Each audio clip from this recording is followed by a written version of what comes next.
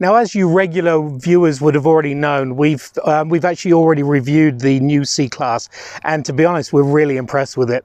So, but the good thing about it is we don't have to really do too much to bring you up to speed with this one. In New Zealand, we already have the C200, which is a 1.5 litre, and a C300, which is the 2 litre. This one has the 2 litre, and this is the extension from there. So it's the 350 and it is the E. Again, we'll get to that, the E side of it in a moment. Looking around the front of it, it comes with this beautiful grille here that's got the stars all over it. And this one, because it is the C350e, does come with the AMG body kit around. So you'll notice more AMG references as we go through. Still has the A frame across here, so you can see we're going on that look, and also the LED high performance lights. So certainly you're going to see your way ahead of you. But that's the front. The other thing is that it comes in anyway, a grey colour that's really good and stands out even in this beautiful sunny day, so it's great. Let's look around the side. Here's a big difference for this vehicle. So you've got these 18-inch AMG styled 5-spoke alloys, but you'll notice that they're very, very sheen across here. So very aerodynamic, which actually helps when you're rolling across. Looking further down, your AMG sills, and also some blacked out sort of privacy glass from the B pillar backwards. Also comes with the sunroof option, which I believe is around about $4,000. So this one all up is around about 111, 113 grand, which is okay, quite a lot for a C Class, but there is quite a lot going on. Let's show you what powers this. Now, under the bonnet is a 2 litre turbocharged 4 pots or 4-cylinder engine that gives you 150 kilowatts of power and 320 newton meters of torque. But more importantly, as we said, this is a PHEV. So behind here is an AC or DC charger that's going to charge up a battery, a 25.4 kilowatt hour battery, which in turn powers a 95 kilowatt motor. So there's actually more electrical power here. Combined, the powertrain gives you a fuel efficiency of 1.5 litres per kilometres, which is just amazing, and 32 grams of CO2 per kilometre. So this is really efficient, really powerful, and really frugal on basically on fuel efficiency. So awesome, all-round top vehicle. Let's look around the rear. The C350 now comes with an E badge, very cool. It's still got the spoiler that's integrated into the boot lid. This is kind of a little bit depressing, the fact that the exhaust tips basically are just another area to put things in, and also the vents are sealed off, so nothing going on there. The other thing is, when you do get into the boot, it's 315 litres as opposed to 455 in the other versions, in the 200 and 300. So there is a compromise here when you're going for the battery under. And also, should you be a golfer, you may have to leave one of your golf clubs or golf sticks or something at home. Speaking of things that should be left at home, Matthew's inside and he'll show you what's going on in there. Now, normally to achieve fuel efficiency figures like what Dave quoted, you'd have to leave someone like me behind. There's no other way. But Mercedes really hasn't left anything behind when it comes to this cabin. You've got the leather seats, nicely bolstered, heated as well. You've got the trim on the dashboard, nice and soft. You've got all this sort of, what do I say, like a carbon fiber sort of looking material, but outlined in all this silvery trim. It's the business in here, honestly. Piano black everywhere. Everything sort of softish, screwed together well. I can't, shake up anything. There's no creaks. It's really nicely built, as we expect from Mercedes. Practicalities, I'll glance through those quickly. You've got plenty of space in the door bins, space under here, cup holders there, wireless phone charger in here that can be tucked away nicely, and then you've got a space for your key in there too. But really the big talking point about this car is on that screen there. So let's take a look. So this is Mercedes' MBUX system, nicely laid out there according to the contour of the dashboard. This is your home view. It has a really cool icon of your C Class there, wherever it is on the road, in a 3D sort of layout. So that's pretty cool there. The key features that set this particular car apart, or this particular system apart. Firstly, if you see in this general sort of view, you have up there an icon to detect the nearest charging stations closest to you. And then when you go into EQ mode, you can have a look at setting it on the route as well. Going back to EQ mode, you can see there the battery percentage. You can adjust the charging as well. If you want a quick little boost there to the battery, that's also available. And then again, preconditioning the car, those are also available through this EQ screen. The driving modes, well, there's 5 of them, and you start with the regenerative braking mode, or B, and then flick through, and the next is the pure electric one. Then you move on to hybrid, and then sport, and then individual. So it's a really nice sort of 5 very different modes to give every driver a little taste of what they want. The other cool thing is if you press the car icon here, you go into this screen, and the key things here is manual shifting. So the paddle shifts, as I'll go through in a minute, can double up as both the shifters as well as the regen braking level adjusters.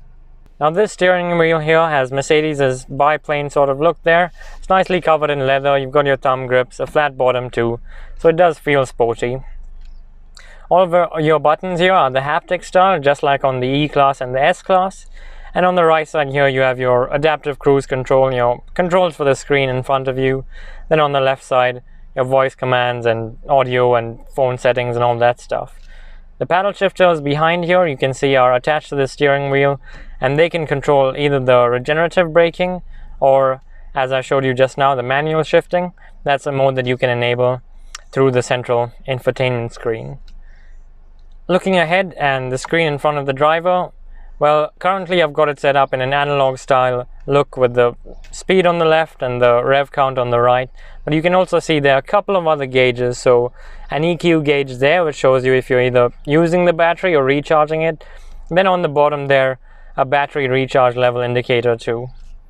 On the middle of the screen there, you can see the average total efficiency settings, efficiency data rather, and you can see we've been actually doing 0.8 liters per 100 Ks somehow. So if there was a way to break that crazy figure of 1.5 liters per 100 Ks, well, we figured it out there.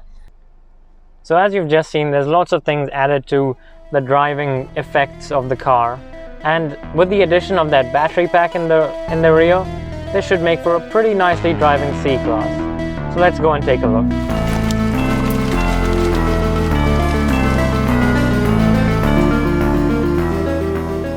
So the new C350e, I mean, it's the third in the lineup for the new C Class for New Zealand, and boy, they've done well. It's a plug-in hybrid that just offers so much range and just gets rid of any of that sort of range anxiety that you would have, and also drives very nicely too. I mean, adding that electric motor and the battery over the rear axle has really made it sharp around corners. You've got the weight split evenly, that extra bit of boost from the electric power as well makes it pretty quick. And to reiterate the sort of range that it's got, so 100 kilometers of extra range, or EV only range. I mean, that's basically like having the same as an imported Nissan Leaf. And then you've got the 2 litre on top of that with 50 litres of fuel. So really, especially when you're doing, just to reiterate this, 1.5 litres per 100 kilometres of fuel efficiency. Damn good. And if that seemed unbelievable, I showed you earlier on the screen that we've been recorded doing 0.8 litres per 100 kilometres. So I'm not sure what Dave's up to, but he's not driving like his usual self today.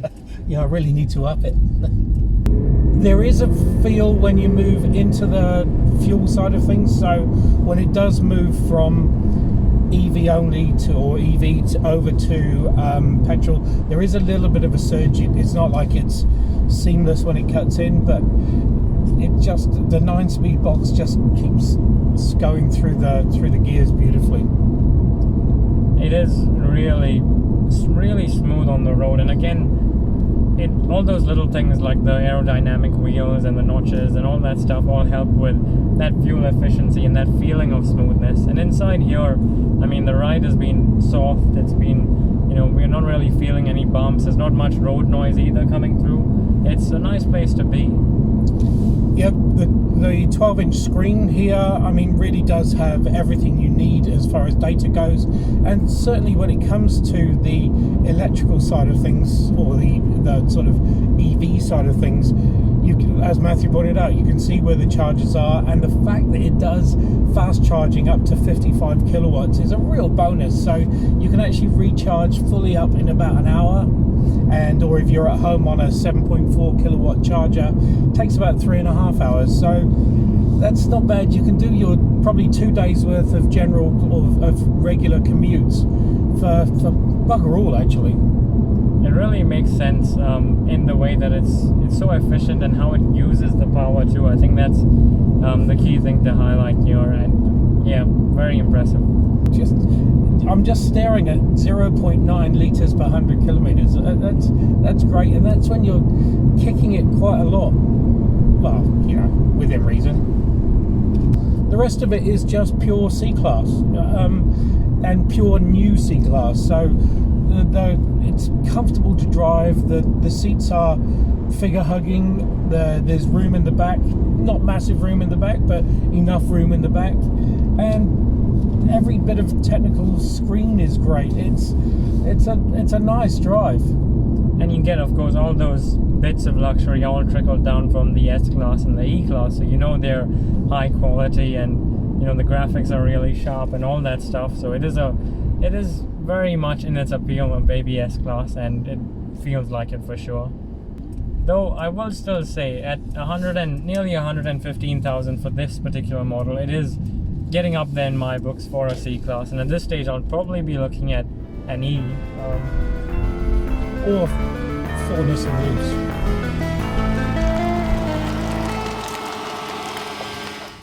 So there you have it, the new C350e. It's basically it's a hybrid or PHEV that really thinks it's an EV, so really does venture into that. You know, I can actually push down the window and throw anxiety out the window, which is awesome. So plenty of range, plenty of oomph when you need it, and plenty of luxury. Absolutely right. And just because Mercedes have made it lighter on the fuel doesn't mean they've made it any lighter in the luxuries on the inside, because it is feature packed. It really is. Roll on, bringing on the AMG one though, that won't be very frugal on fuel at all. See you on the next one. Ciao.